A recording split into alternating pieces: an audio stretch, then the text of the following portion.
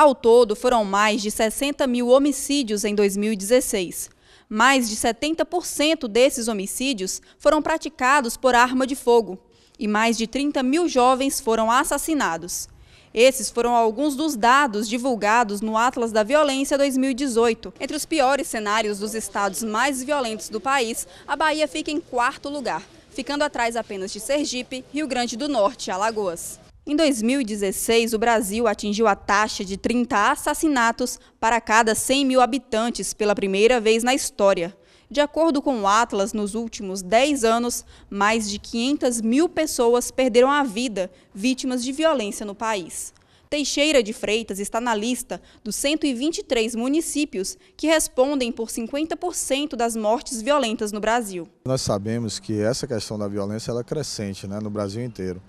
E por mais que os órgãos de segurança pública eles se esforcem, como estão se esforçando para reduzir esses índices, é muito difícil porque os índices da violência eles estão atrelados a outras situações, a outros fatores. Hoje em dia, o problema da segurança pública deixou de ser um problema exclusivo da Polícia Militar, da Polícia Civil, da Polícia Federal, entendeu? Ou seja, dos órgãos policiais. Hoje o problema da segurança pública ele perpassa, certo, por infraestrutura, ele perpassa por educação, por saúde, entendeu? Pela falta de empregos, não é isso? Pela concentração de renda e quer dizer, é uma série de fatores que torna esse processo muito complexo. Mas se nós analisarmos os anos seguintes, nós vamos ver que a gente está conseguindo, entendeu, reduzir esses índices. Só para você ter uma ideia, se a gente trouxer exatamente para a nossa micro região, que é a cidade de Teixeira de Freitas, nós vamos ter uma redução nos índices de homicídio de quase 27%, entendeu, em relação a 2016, ou seja, no ano de 2017. Então, realmente é muito difícil, é trabalhoso, entendeu? Mas a gente está fazendo de tudo para que esses índices eles se mantenham pelo menos no patamar suportável. A população da cidade ainda se sente insegura diante os altos índices de violência. Eu acho a cidade violenta, sim. Não deveria acontecer o que acontece em Teixeira. E quais os tipos de coisa que o senhor mais vê que acontece aqui em Teixeira referente à violência? Tudo que você imaginar em Teixeira tem violência.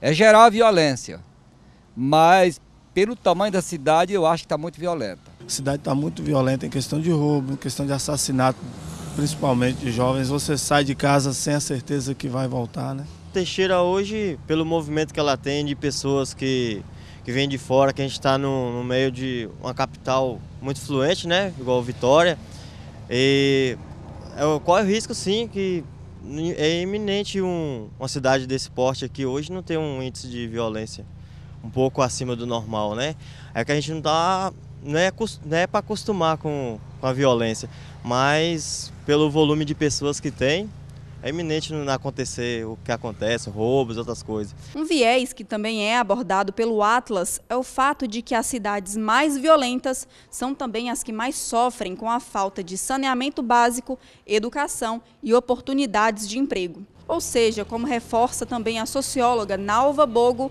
a pobreza, a vulnerabilidade econômica e a desigualdade estão diretamente relacionadas à violência. Teixeira, Eunápolis, Poço da Mata são cidades de grandes concentrações populacionais, são cidades de grande produção de riquezas, mas são cidades que as desigualdades sociais são maiores, Consequentemente, a pobreza material, ou seja, a falta de acesso aos bens materiais, gera também a falta de acesso aos bens simbólicos, como é o caso da educação, como é o caso da arte, da cultura e de melhores relacionamentos, das relações, dos valores e tal.